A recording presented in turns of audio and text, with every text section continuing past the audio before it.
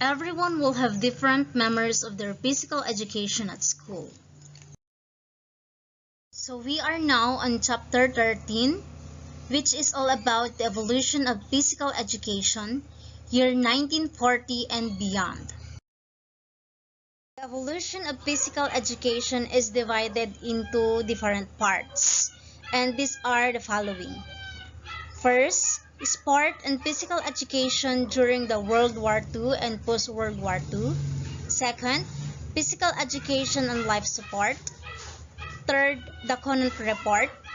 Fourth, the response. And fifth, a new era. So let us going to discuss each one of these. And let us go first with the sport and physical education during the World War II. The physical educators volunteered for service during the World War II. Many were trained as officers, and others served as physical trainers and fitness instructors. And professional athletes also volunteered, just like Jackie Robinson, Joe DiMaggio, and etc. That is during the World War II. And for the post-World War II, the concern over large number of young people who failed their physical is further dropped. The physical fitness also became a duty, and the physical education became mandatory nationwide. For the middle high school, the physical education is required or the sports participation, and most colleges also required in the physical education for graduation. The co-educational programs began to emerge along with some disagreement, like for example is the Steinhaus.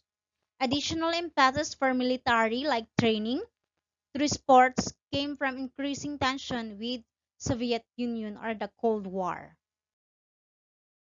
Additional happenings in the post-World War II in the year 1950 to 1975.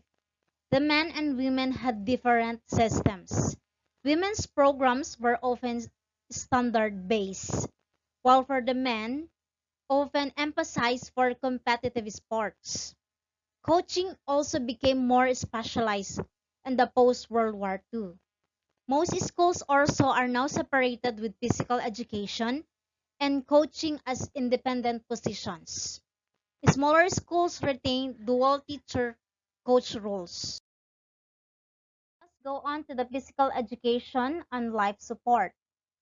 On the physical education and life support, the academic institutions began to challenge the legitimacy of physical education beginning in the 1940s. In the UC Berkeley, it is required reform of the physical education as the degree program. In the 1945 physical education, faculty proposed a new program that was approved,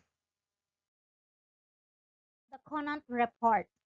In the year 1961, James Conant, the former president of Harvard, published The Education of America's Teachers, which made conclusions about physical education.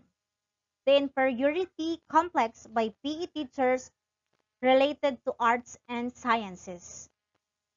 It emphasizes that PE should be an undergraduate but not a graduate degree. Response: physical education reinvents itself.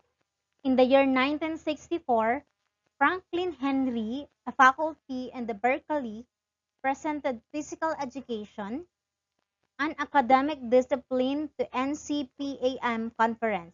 NCPAM stands for National College Physical Education Association for Men. He published multiple times in different academic journals, echoed Conant's call for increased theoretical rigor for PE. PE as a discipline must rule over and guide PE as a profession. The theory must guide practice. So we are now in the new era wherein physical educators increased theory within teacher education in the year 1970s and beyond. Physical education in the new era began to emphasize health, fitness, and exercise, along with traditional teacher training in games and sports. Academic departments also increased research in specialty areas just like exercise physiology, biomechanics, psychology, and etc. The physical education today also emphasizes the value of exercise and physical and mental well-being. This is because countless studies have shown that exercise can help overcome depression and improve concentration and work performance. All this in addition to the good routines that this can carry into adult life. The study of physical education is also essential for physical fitness, and physical fitness is a human need. The focus of the physical education is on educating the students on how to assess their own times and their own fitness and the importance of fitness in the future. So we are now on the last part of the chapter 13, the evolution of physical education, year 1940 and beyond. The physical education, as we know it today, is an applied discipline based on the sciences and humanities concerned with the effects of human physical performance on men and society.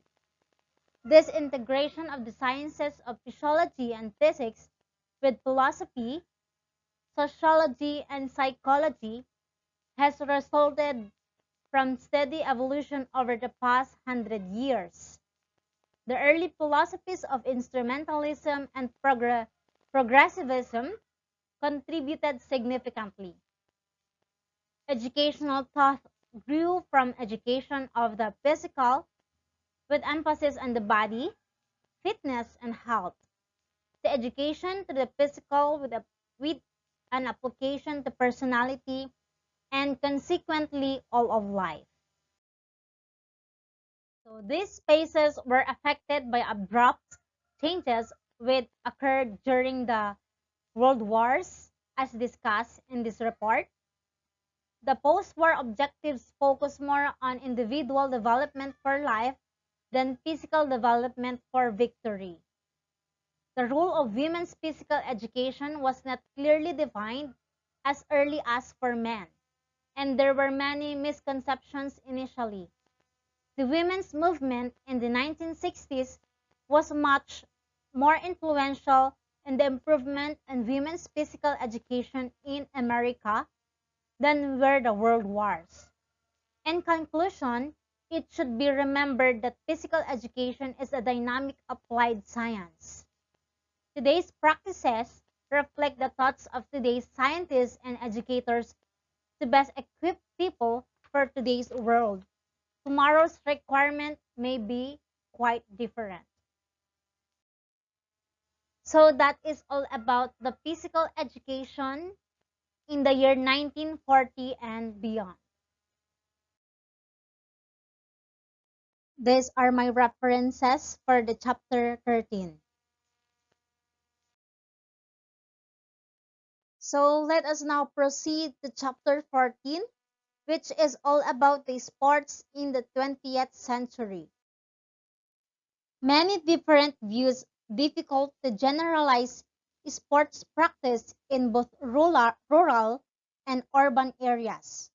Pre-modern and modern sport forms continued, sometimes viewed as exercise of body only, also viewed as a way to achieve integration of mind and body. Changes in attitude occurred. This chapter focuses on endurance sports, which are the following: the college football, the professional football, baseball, basketball, boxing, volleyball, women, and sports. So the endurance sports, this was emerged out of post-World War One need for innovation and invention. Dance, other marathons and events spread in the 1920s. Triathlon began in France's first American event. In 1974, San Diego's first Ironman in 1978, Oahu 2.4-mile swim, 112-mile bike, and 26.2-mile run. So let us discuss first the college football. The college football evolved in the most popular sport on American college campuses, which is the king of intercollegiate athletics. The coaches became national heroes. The bowl games began with Rose Bowl in 1902. Trophies and awards were granted with the Heisman Trophy.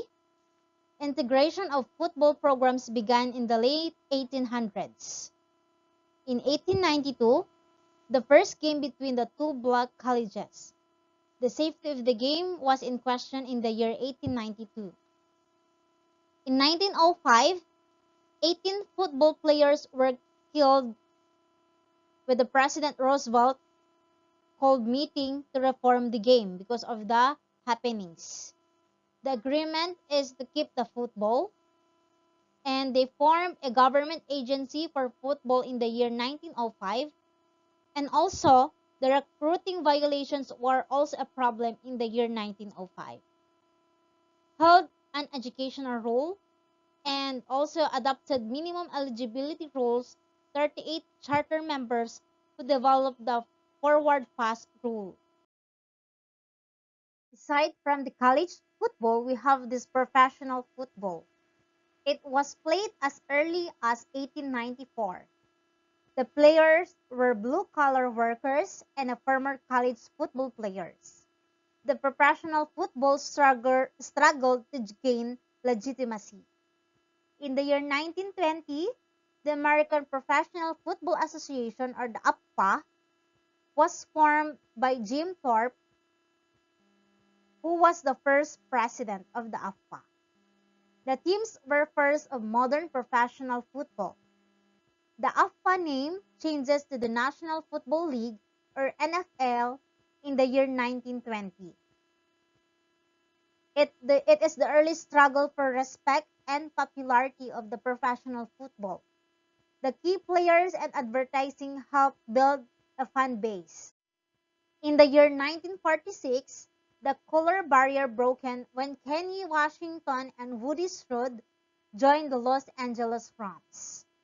In the year 1960, the AFL, or the American Football League, was formed.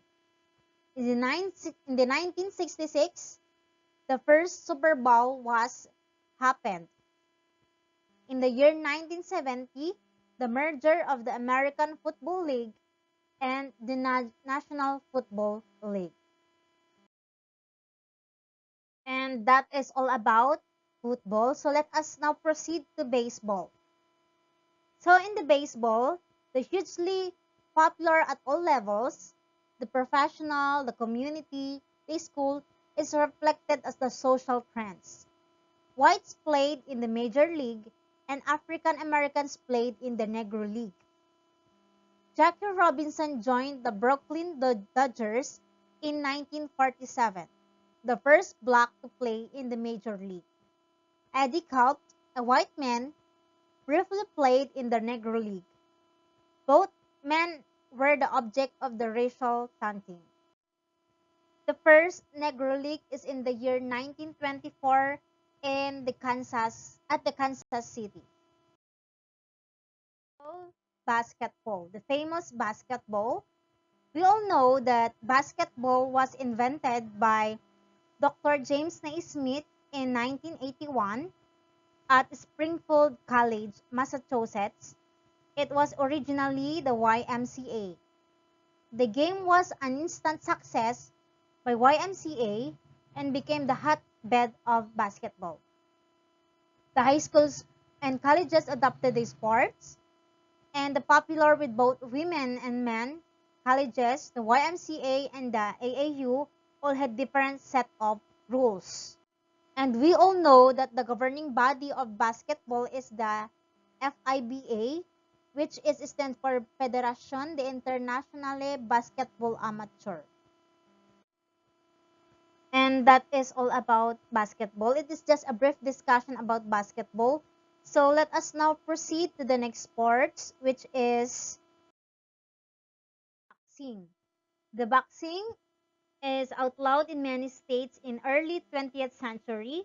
These popular sports for betting matches often took place in remote locations to avoid bans on boxing and gambling. In the year 1879 to 1946, Jack Johnson, the first African American heavyweight champion, often barred from fighting champion white boxers, floated social conventions of the time authorities misapplied the Mann Act. John convicted Johnson lived abroad but eventually returned to the US and served his sentence. Volleyball. Volleyball was developed by William Morgan in the year 1895 at the Massachusetts YMCA. It is originally called Mignonette and played over 9 innings. In the year 1896, in July, it is first published in the account of the game. The game was promoted by the YMCA and also adopted by the military, specifically American military. So that is all about the different endurance sports. So let us proceed to the women and sport, wherein we will discuss first the women's sport attitudes reflect cultural biases about play and sport. First one is sports builds manliness, so not for women. The dance became integral component of physical education programs for women. Some women colleges did provide athletic programs. Female physical educators discouraged competitive events for women. For the women in sport, key early figures with Mildred Babe, Didrikson Saharias, Blanche Sterling, Mabel Lee, Agnes Wayman. The Mildred Babe Didrikson Saharias' success in 1932 Olympics as a professional golfer undermined idea that women were unsuited for athletic competition. In the year 1957, the formation of organization to administer women's athletics, eventually called Association for Intercollegiate Athletics for Women or the AYAW. In the year 1972, the Title IX, all teams in high school and colleges are open to both sexes equal opportunities and financial support must be provided.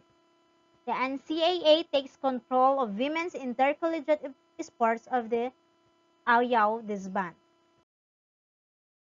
My references in chapter 14. So we are done with chapter 13 and 14. So let us now proceed to chapter 15, my last report.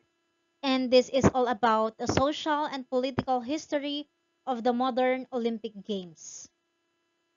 A social and political history of the modern Olympic Games, where sports event unlike any other, the Olympic Games are unique. Athletes from the entire world take part. Their achievements are watched from both near and far by hundreds of millions of spectators. The 5 rings on the Olympic flag represent the international nature of the Games. What makes the Olympic Games different from other sports events? The Games are held every 4 years. They are the largest sporting celebration in the number of sport on the program. The number of athletes present and the number of people from different nations gathered together at the same time in the same place. The games are held at intervals, but are part of a broader framework, which is that of the Olympic movement. The purpose of the Olympic movement is to promote the practice of sport all over the world and disseminate the Olympic values. It is this spirit that the Olympic Games are held and celebrated. So this topic is divided into four categories, and these are the pioneers and progress in the year 1896 to 1936, the architects of the modern Olympic Games, Dr. William Pennybrooks and Baron Pierre de Coubertin, the issue of amateurism, and the political nature of the Olympic Games.